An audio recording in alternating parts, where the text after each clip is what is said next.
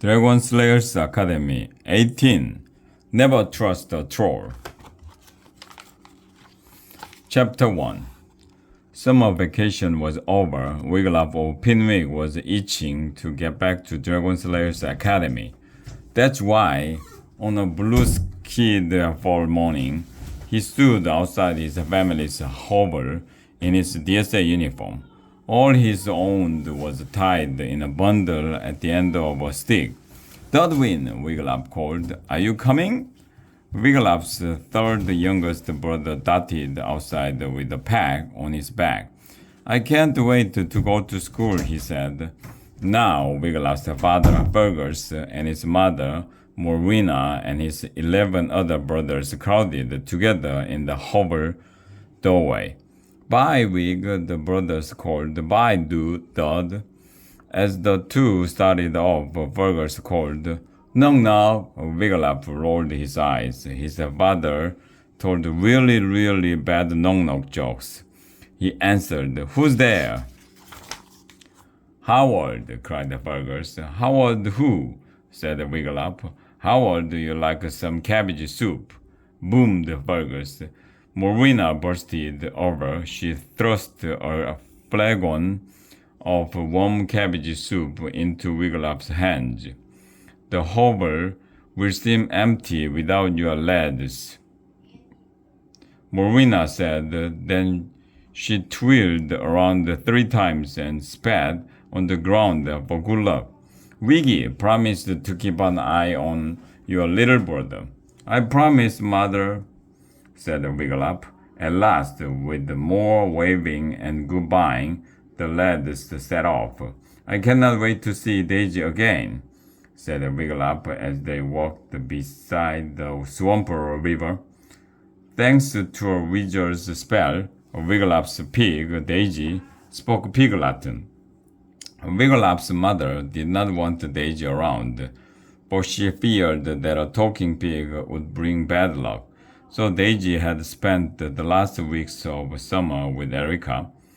"Lucky Daisy," said Dudwin, "staying at the royal palace. Oh, look, Wiggy, there's the message tree." The lads stopped beside the gnarled old oak. Messages of all sorts hung from its branches. "Garth, get in touch with your mother right away. Love, Mother. Mother, backest off your son, Garth."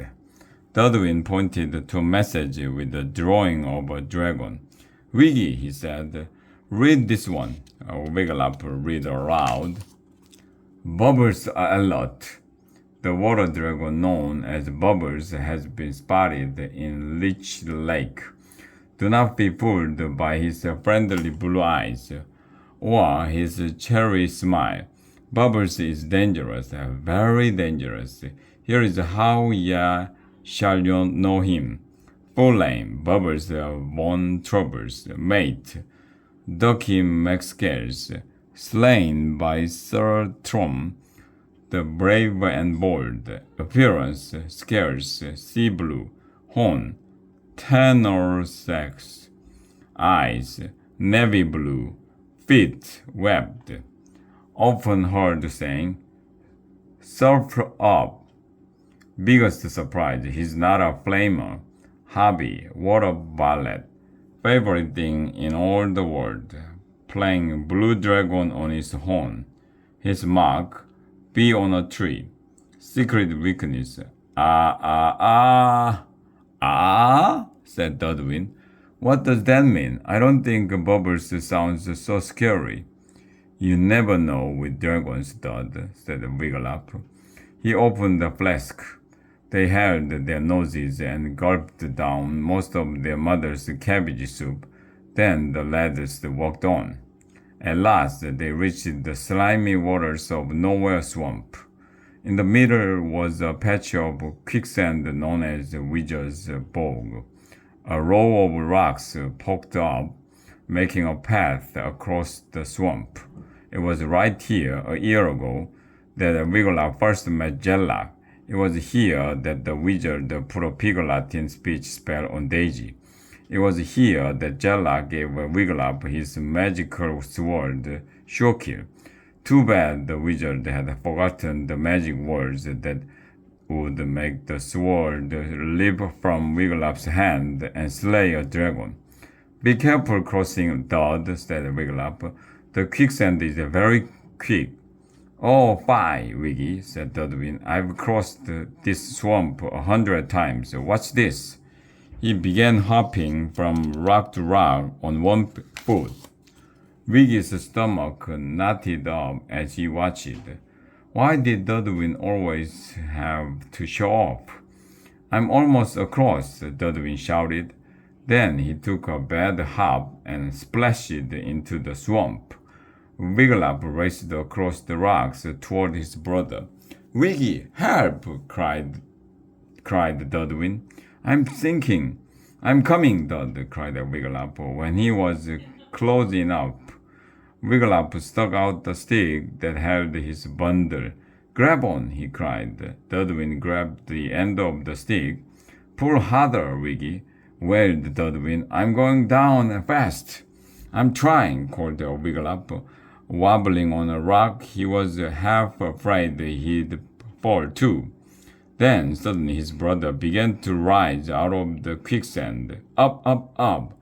Wigglytuff had a funny feeling that he wasn't the one pulling Dudwin up. How was it happening? Dudwin let go of the stick. He kept rising. Look, Wiggy, no hands, cried Dudwin. Now Wigglytuff saw a pair of scrawny arms under his brother, lifting him out of the swamp. The arms were followed by a pointed head. The head was followed by the face of an ancient wizard. Jellock! Exclaimed Wigglytuff. That's my name. Don't wear it out.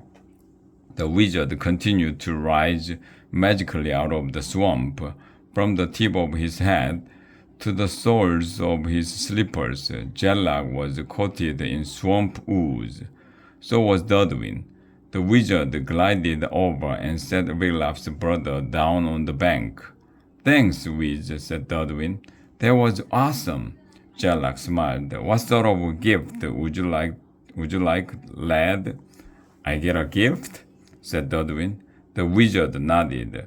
Wizard rule number 886 says that if I save your life, I must give you a gift. You don't have to take it, Dud, said Wigglytuff. Jellock's gifts could backfire in strange ways. Surely you jest, said Dudwin. I love gifts. Okay, Wiz, do you have something that will turn me invisible? No, Dud, cried Wigglytuff. Jellock's spells, they always go wrong. Hush, Wigglelunk, said Jellock. I've been soaking in the power restoring quicksand for 3 weeks. My magic is in tip-top shape. The wizard extended his skinny swamp oozy arms out in front of him and turned his palms up. He began to chant, GPT, GPT, Jupity, Jupity, Jupity, Jupity, Jap. Give this lad the invisible cap. A light flashed, Jap, and Jellock was holding a bright blue cap decorated with silver lightning bolts. Awesome, said Dudwin. For you, lad, Jellock said, placing the cap on Dudwin's head. What do you think of my spells now, Wagglelip? Asked the wizard. Do you know the magic words to make it work? Wigglytuff asked. I certainly do, said the wizard haughtily. When you want to become invisible, lad, say, Jippity Jab. And when you want to reappear, you say, Jippity Jip. That's all there is to do to it. Jippity Jab, said Dudwin. Instantly, he vanished. Can you see me? Asked Dudwin's voice. No, said Wigglytuff.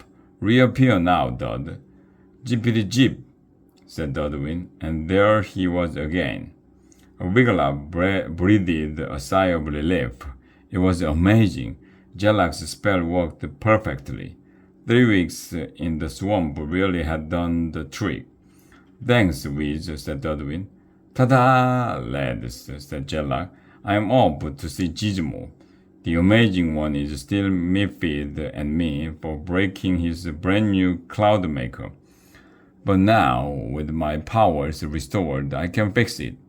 A blast of purple smoke rose around the wizard. When it vanished, the wizard had two. Jounce, Wiggy! Exclaimed Dudwin. This cap shall make me the envy of all the class 1 lads and lassies. Just be careful, Dud, said Wigglup. If you go showing it off at school, Mordred will take the cap away from you. That's not going to happen, said Dudwin. Then he cried, Jippity-jab, and vanished. Wigglup leaped over the rocks after his invisible brother. He had a feeling that this cap would bring nothing but trouble. And how could he keep an eye on Dudwin if he couldn't even see him?